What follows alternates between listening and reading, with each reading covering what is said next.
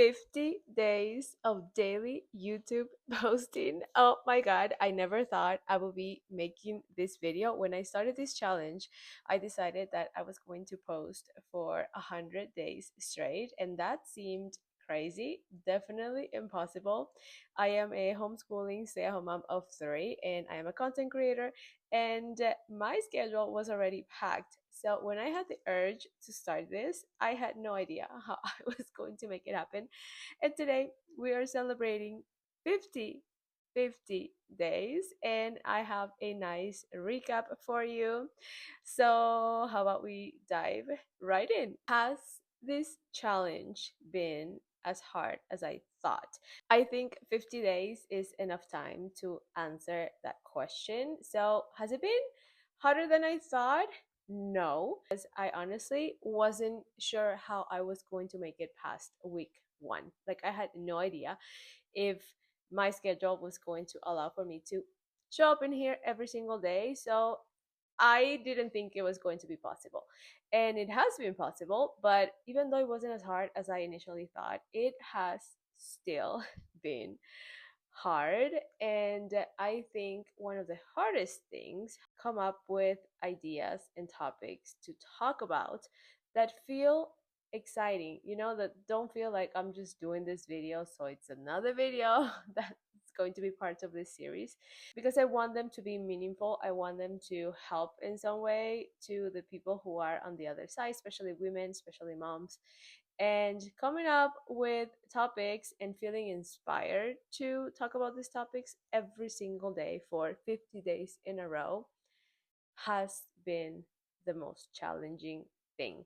Not figuring out when to film, not finding even like a window for filming, that has been easier than I thought, actually, because it kind of became part of my routine already.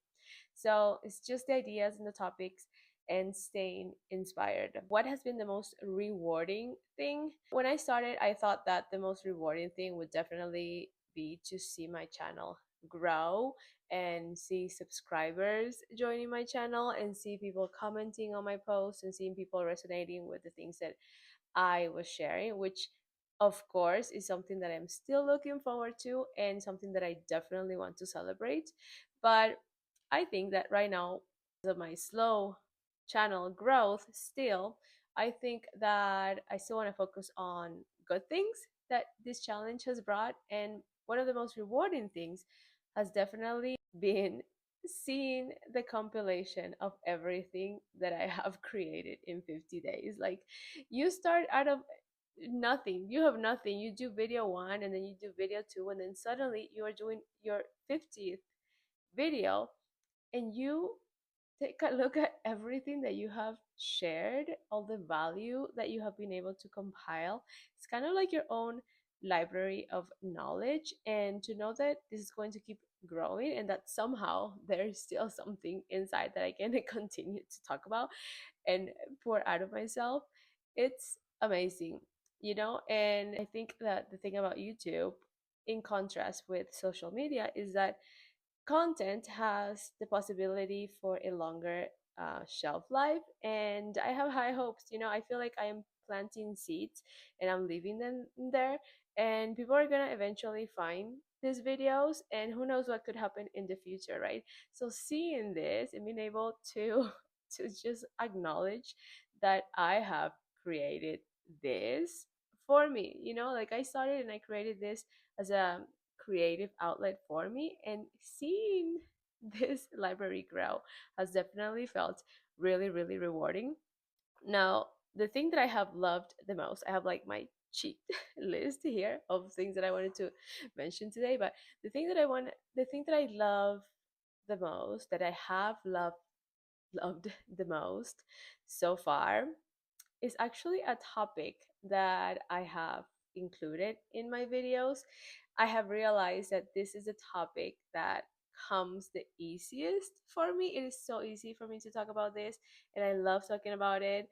And it's the same in my social media, and it is books. Like, every time I show up in here and I am talking about a new book that I'm reading, or like a book review or book compilation, and even like a book craft, like there's a a video that I did showing you how to make your own mini books.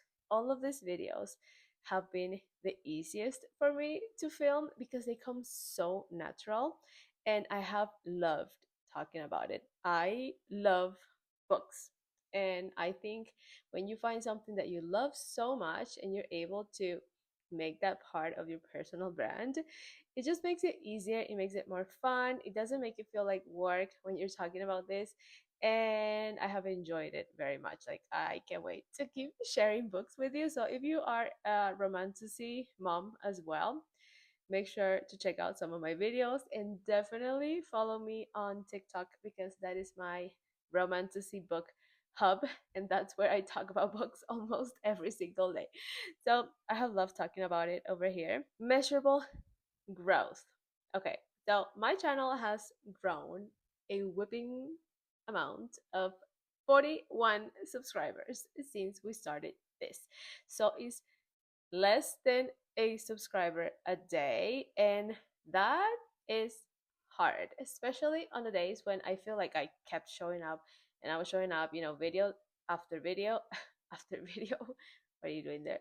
Seeing days with zero growth, it's easy to get demotivated and not want to do this and question, like, what is the point? Why am I doing this day after day? So yeah, 41 subscribers is definitely not a a number that makes me super excited, but you know what, it's 40 new people that found my channel, and I think, again, this is a long term run, and who knows what could happen in the next 50 days. So I don't want to let this discourage me, because 41 people is a lot of people. Like, if you had 41 people in one room, you would be like, oh my god, I can't believe all of these people have found me and they are listening and they want to hear what I have to say.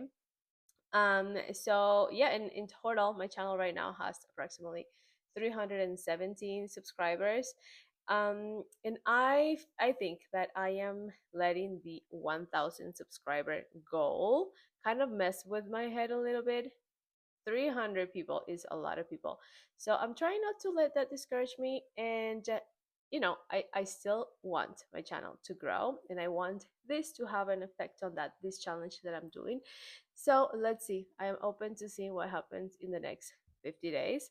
So I will keep you updated on that. Now, some of my most viewed videos, like, I have noticed that some videos have had definitely more views than others. And I wish I had a trend, right? I am a multi-passionate mom and I love many things. So in my social media and in this challenge in particular, I am talking about homeschooling and content creation as a mom, and my obsession with romantasy books, and also like our life here in Reno and traveling with kids. So there's like so many things that I love talking about. And some of my most viewed videos are like all across the board. They're not like only one topic. So I guess that's my sign to keep it a reflection of my multi-passionate nature. So the videos are: is a Kindle really worth it? So this was a bookish topic. Also, my behind the scenes of a $4,000 week that I had as a content creator, which was pretty insane. I also have the YouTube recap video, the 25 days of daily posting recap that I did. That one is also one of the highest viewed videos. And then the last one is why we chose The Good and the Beautiful as our homeschooling curriculum. As you can see, the topics are broad. So I can't really use that as a compass into what topics I should lean towards a little more.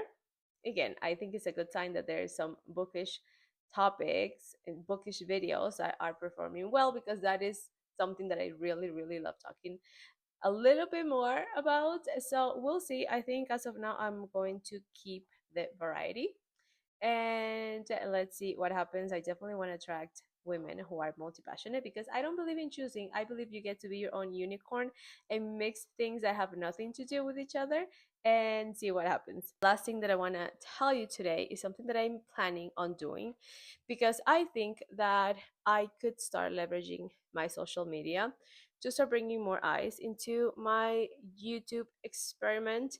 And since my social media, they are larger, my accounts, they have more followers, I came up with the idea of getting snippets of some of my videos, not all of them because it's going to be a lot, but some of my most viewed videos maybe, and start doing sort of like teasers on my Instagram and TikTok, kind of like reels that have snippets of the video, and then I can direct people to my channel.